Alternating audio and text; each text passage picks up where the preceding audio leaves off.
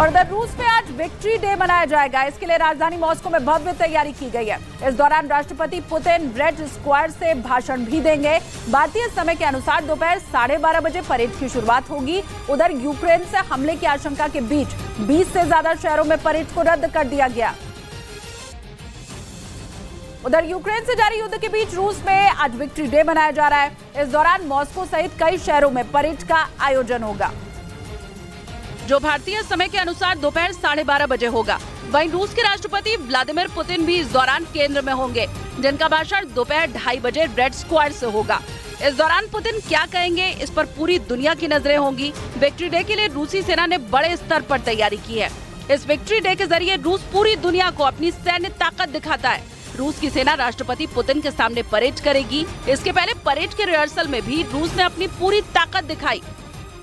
हालांकि पिछले हफ्ते पुतिन के ऑफिस क्रेमलिन पर हुए ड्रोन हमले के बाद से रूस अलर्ट पर है। हालात ऐसे हो गए कि युद्ध को देखते हुए 20 से ज्यादा शहरों में परेड को रद्द कर दिया गया। ये फैसला यूक्रेन के हमले के डर से लिया गया है। हालांकि विक्ट्री डे को देखते हुए मॉस्को की सुरक्षा व्यवस्था सख्त कर दी गई। क्रेमलिन और तेल डिपो पर हमले के बाद कई शहरों में विक्ट्री डे के दौरान ड्रोन उड़ाने पर प्रतिबंध लगा दिया गया।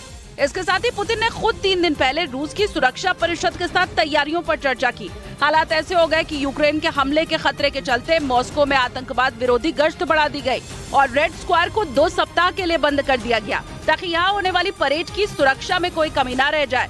रिपोर्ट्स के मुताबिक रूस को चिंता है कि मॉस्को और सेंट पीटर्सबर्ग पर ड्रोन से हमला हो सकता है।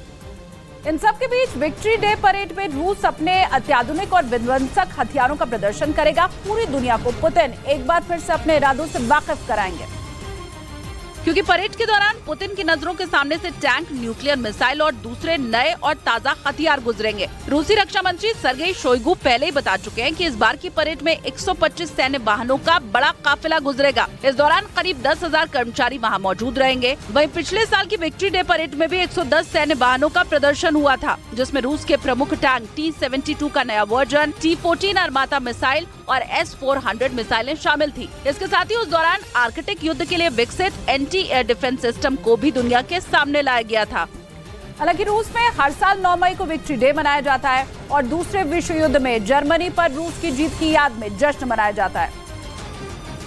और इस साल जर्मनी पर रूस की जीत के 78 साल पूरे हो गए हैं। इसके साथ ही रूस इस दौरान युद्ध में मारे गए अपने सैनिकों को भी याद करता है। दावा है कि द्वितीय विश्व युद्ध में रूस के करीब 80 लाख सैनिक सहित 2.7 करोड़ नागरिक मारे गए थे। हालांकि दूसरे विश्व युद्ध में जर्मनी ने रूस के आगे समर्पण कर दिया था, जिसके बाद रूस ने पहली बार विक्ट्री डे 9 मई 1945 को मनाया था। जैसे कीव समेत यूक्रेन के कई शहरों पर बम और मिसाइलों की बारिश हो रही है।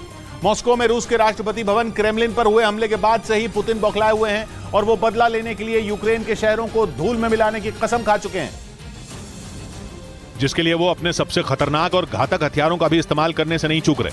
मतलब पश्चिमी मीडिया ये आशंका जता रहा है कि यूक्रेन का युद्ध आने वाले दिनों में परमाणु युद्ध में बदल जाएगा, क्योंकि पुतिन कई बार ये धमकी दे चुके हैं कि अगर रूस की संप्रभुता पर खतरा मंडराया तो फिर वो एटम बम का बटन दबाने से नहीं हिचकिचाएंगे। यहाँ तक कि वो सुपर पावर अमेरिका और यूरोप के कई देशों को परमाणु मिसाइल से दाग कर तबाह करने की धमकी दे चुके हैं। इसी वजह से ये दावा किया जा रहा है कि यूक्रेन पर किसी भी वक्त परमाणु हमला हो सकता है, और अगर ऐसा हुआ तो फिर दुनिया में तीसरी वर्ल्ड वॉर छिड़ जाएगी, जिसके बाद कई देशों के दुनिया के नक्शे से मिट जाने का खतरा मंडराने लगेगा।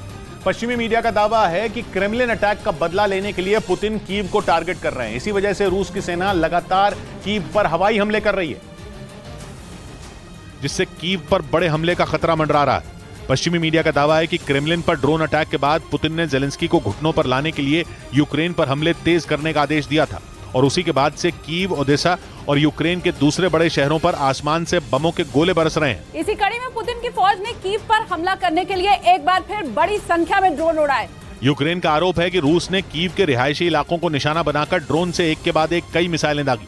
रूस के इस हमले का एक वीडियो भी सामने आया, जिसमें ड्रोन अटैक के बाद एक इमारत में बड़ा छेद दिखाई दिया और देखकर ऐसा लगा जैसे इमारत में कोई मिसाइल घुस गई हो। यूक्रेन का दावा है कि रूस के हमले से उसके एक तेल डिपो को भी नुकसान पहुंचा है। पश्चिमी मीडिया के मुताबिक कीव पर हमले के लिए रूस ने एक बार फिर ईरान के आत्मघाती ड्रोन का इस्तेमाल किया, जिसकी ताकत का लोहा पूरी दुनिया मान चुकी है।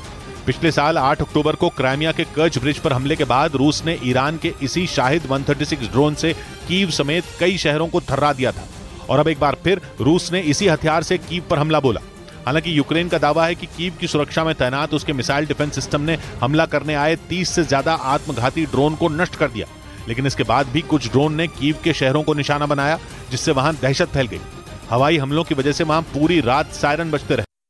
पश्चिमी मीडिया का दावा है कि रूस कीव पर इससे भी बड़े हमले की तैयारी में है। रूस की सेना ने न सिर्फ कीव पर हमला बोला, बल्कि काला सागर के किनारे बसे ओडेसा पर भी ताबड़तोड़ मिसाइलें दाग दी, जिसकी वजह से वहां भयानक तबाही मच गई। ओडेसा शहर पर रूसी सेना के हमले के बाद वहां की जो तस्वीरें सामने आई, उन्होंने लोगों को दहला दिया।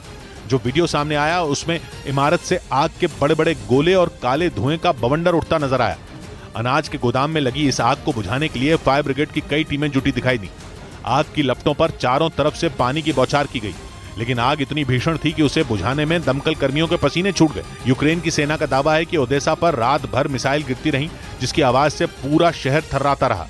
और यूक्रेन की सेना के मुताबिक ओडेसा पर रूस के हमले में 5 से ज्यादा लोग घायल हो गए, जबकि एक आदमी लापता है। वहीं पश्चिमी मीडिया का दावा है कि यूक्रेन की सेना भी रूस पर पलटवार करने का कोई मौका नहीं छोड़ रही, और उसने क्राइमिया पर अटैक पर अपने इरादे भी साफ कर दिए कि वो किसी भी कीमत पर झुकने वाली नहीं है। पश्चिमी मीडिया का दावा है कि पुतिन की सेना को जवाब देने के लिए यूक्रेन ने क्राइमिया पर एक साथ 10 ड्रोन से हमला बोल दिया। हालांकि रूस का दावा है कि क्राइमिया में मौजूद उसके एयर डिफेंस सिस्टम ने यूक्रेन के सभी हमलावर ड्रोन को हवा में ही ढेर कर दिया। असल में यूक्रेन की सेना पिछले कुछ महीनों से क्राइमिया समेत रूस के अलग अलग हिस्सों पर जोरदार हमले कर रही है। कुछ रोज पहले ही जेलेंस्की की फौज ने क्राइमिया के सबसे बड़े शहर सेवेस्तोपोल में रूस के नौसैनिक अड्डे को निशाना बनाया था। पश्चिमी मीडिया का दावा है कि यूक्रेन के हमले के बाद रूस ने नेवल बेस की सुरक्षा बढ़ा दी थी। पुतिन को इस बात का डर था कि नेटो देशों से मिले ताकतवर हथियारों से जेलेंस्की क्राइमिया पर बड़े हमले की तैयारी में। बाद में उनका यह डर सच साबित हो गया, जब यूक्रेन की सेना ने क्राइमिया में मौजूद रूस के एक तेल डिपो को तबाह कर दिया।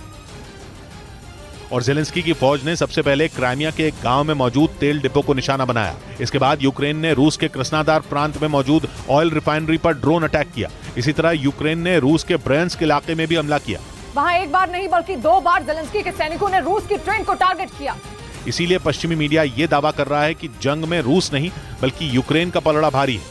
यही नहीं, यूक्रेन का दावा है कि उसने 2 रोज पहले रूस की सबसे ताकतवर हाइपरसोनिक मिसाइल किंजल को पेट्रियट डिफेंस सिस्टम से मार गिराया, जिसकी पहली खेप यूक्रेन को अमेरिका से पिछले महीने ही मिली थी। जबकि रूस अपनी किंजल मिसाइल की तारीफ करता नहीं थकता। उसका दावा है कि इस मिसाइल को इंटरसेप्ट ही नहीं किया जा सकता। यानी रूस का दावा है कि दुनिया में ऐसा कोई हथियार ही नहीं बना जो किंजल हाइपरसोनिक मिसाइल को पकड़ सके। रूस के मुताबिक किंजल की रफ्तार आवाज की रफ्तार से 10 गुना तेज है और इसकी रेंज करीब 2000 किलोमीटर है। इसी वजह से रूस का कहना है कि किंजल मिसाइल हर तरह के रेडार को चकमा देने में माहिर है और उसे इंटरसेप्ट कर पाना नामुमकिन है। जबकि पेट्रियट दुनिया का सबसे आधुनिक मिसाइल डिफेंस सिस्टम माना जाता है। हालांकि अभी तक इस सिस्टम के हाइपरसोनिक मिसाइल तबाह करने की क्षमता को नहीं आंका गया है। लेकिन यूक्रेन का दावा है कि उसने पेट्रियट मिसाइल डिफेंस सिस्टम से रूस की किंजल मिसाइल को मार गिराया। हालांकि रूस की तरफ से यूक्रेन के इस दावे को सिरे से खारिज कर दिया गया। लेकिन पश्चिमी मीडिया का दावा है कि रूस जेलेंस्की को सबक सिखाने के लिए यूक्रेन के अलग अलग शहरों पर एक साथ हमले की तैयारी में है। यूक्रेन का दावा है कि जापोरिजिया के आसपास के इलाके भी रूस के निशाने पर हैं और इसी वजह से वहां से लोगों को निकालने का काम शुरू कर दिया गया है। वहीं रूस 9 मई को होने वाली विक्ट्री डे परेड की भी तैयारियों में जुटा है। जबकि क्रेमलिन पर अटैक के बाद ये खबर आई थी कि रूस इस बार जर्मनी की सेना पर जीत का जश्न नहीं मनाएगा, लेकिन अब रूस ने विक्ट्री डे परेड की रिहर्सल भी की। मॉस्को से जो तस्वीरें सामने आई उनमें रूस के ताकतवर टैंक और मिसाइलें शहर की सड़कों से गुजरती दिखाई दी।